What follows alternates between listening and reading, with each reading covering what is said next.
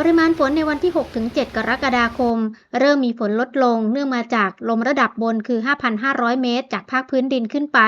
เป็นทิศทางของลมแปรปรวนมีทั้งลมตะวันออกเฉียงใต้ลมใต้และลมตะวันตกเฉียงเหนือซึ่งเป็นลมพัดตามเข็มนาฬิกามวลอากาศเย็นจากบริเวณขั้วโลกใต้แผ่ขึ้นมาปกคลุมจนถึงภาคใต้ลักษณะเช่นนี้จะทำให้ปริมาณฝนในช่วงนี้น้อยลงตั้งแต่วันที่ 8 ไปจนถึงประมาณวันที่ 9 กรกฎาคมจะมีฝนตกหนักมากที่สุดวันที่ 10 ไปจนถึงประมาณวันที่ 15 กรกฎาคมจะมีฝนได้บ่ายจนถึงค่ำแต่เป็นฝนเล็กน้อยจนถึงปานกลาง